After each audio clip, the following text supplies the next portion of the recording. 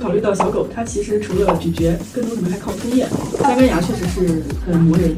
要锋一直锋这里，对吧？这样不这里，这大型犬跟中型犬很多都是在三根齿轮的位置，不是这个地方被磨损掉。你要是磨损还好，你要是从这个位置直接给叉开掉，那没办法，那漏水了。它这个是已经是漏水了，有的锋特别多。肉眼看上去是有点，具体可能要拍个牙片。我们考虑两种方案。如果要考虑拔的，拔之前我肯定是要拍个牙片。对，拍个牙片，比如说它不漏水，对，我们就会用一种什么方法？比如说不漏，那你可以选择补起来。但是补起来，也是我跟你讲的，补起来它没有那么牢固的。你补起来回家之后，你还要去养护它，你不要再给它吃硬的东西，跟粮什么的。如果你补起来之后，你2次再断掉，它可能就不一定漏不漏水了。记得点赞关注哦。